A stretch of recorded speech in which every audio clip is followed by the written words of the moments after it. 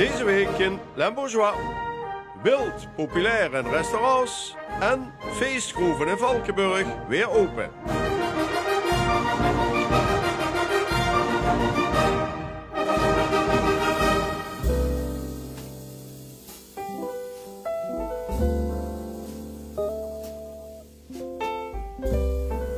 Hier in het Limburgse Heuvelland en het grensgebied, daar zit nog behoorlijk veel wild. En in deze tijden komt dat ook regelmatig op het bord van de restaurants. Want het wildseizoen is begonnen.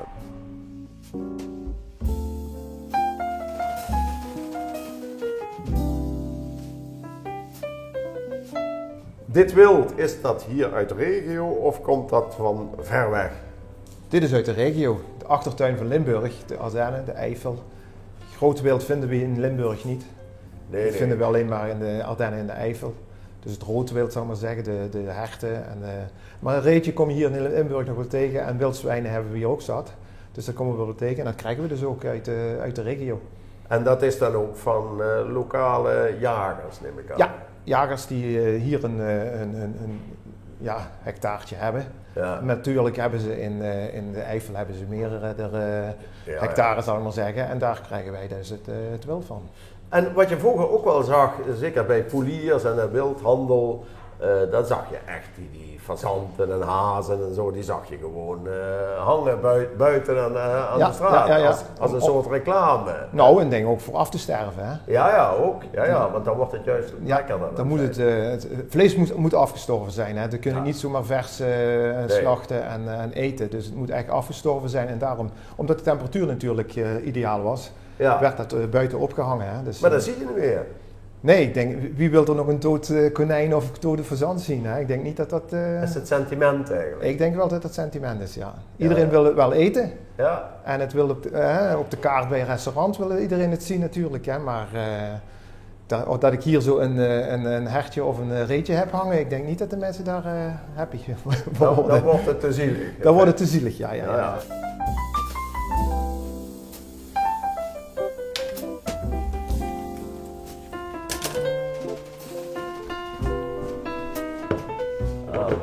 Met echte rode kool erbij. Ja, huh? pastinaakcrème, rode kool en wildsjus. Ja. En het vlees is? Uiteraard het hertje van Daniel. Hert? Ja. In dit geval, ja. En tegenwoordig wat gevoeliger voor van, ze willen liever niet zo'n heel dood beestje zien hangen en zo, maar aan zich het wild in een restaurant blijven ze wel eten. Dat valt mij juist op, het wild blijven ze eten, want wij verkopen hier ook best wel wat vegetarische gerechten. Ja. Maar zodra het wild er is, wordt dat het meest per dag verkocht wel. Ja. Want het wordt wel geafficheerd met natuurlijk. En, en dat is het denk ik ook. Dat mensen, ook de mensen die minder vlees willen eten, weten wel dat dit gewoon een goed stukje vlees is. Eerlijk, vrij rondgelopen. Ja, precies. Ja. Het is niet... dus in die zin ligt dat niet zo gevoelig dan weer. De idee heb ik niet.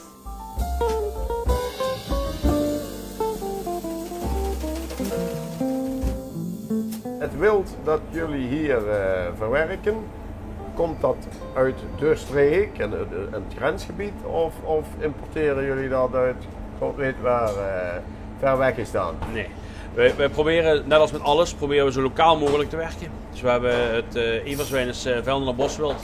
Ook ons hert komt uit de Eifel, net over de grens. Ja, we proberen toch zo lokaal mogelijk te werken.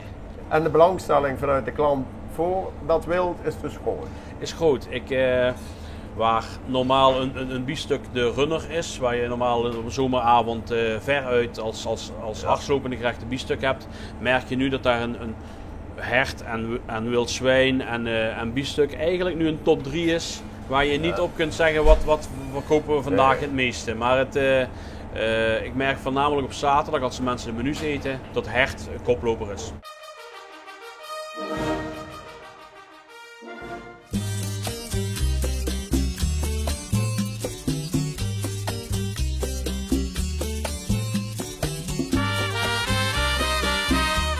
De feestgroeve La Caverne, net buiten Valkenburg, heeft 3 jaar leeg gelegen. Maar een nieuwe exploitant gaat er nu, na een flinke opknapbeurt, weer evenementen organiseren.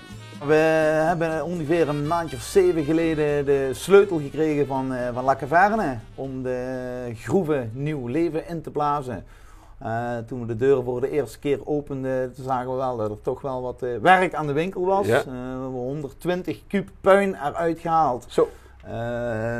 Ja, eigenlijk was alles een vernieuwing toe. Ja, als iets 3 jaar stil ligt, dan... Ja, en het is natuurlijk een heel vochtig klimaat in een groeve.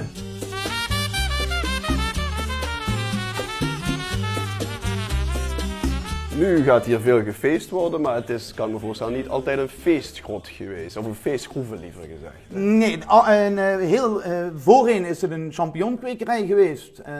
Natuurlijk vanwege het vochtige klimaat. Ja. De ideale plek om champignons te maken. Daarna is het wel uiteindelijk in de loop der jaren een eventlocatie geworden. Helaas 3 jaar geleden failliet gegaan. Nu hebben wij hem overgenomen om weer om te toveren tot eventlocatie.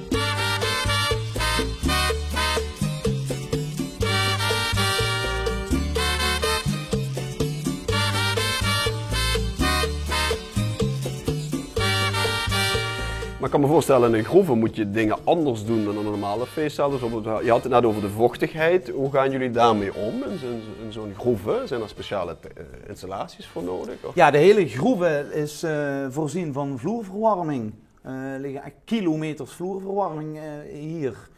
Je moet je ook voorstellen dat we 365 dagen per jaar, 7 dagen per week, 24 uur per dag stoken. Dus de gasmeter... loopt aardig in de kosten. Die loopt wel aardig omhoog. Ja. Maar dat moet. Ja. Als je hier niet stookt, dan wordt het heel snel vochtig, heel snel klam. Het is nu een aangename temperatuur, 19 graden. Die temperatuur proberen we ook altijd te continueren. Maar de verwarming brandt altijd.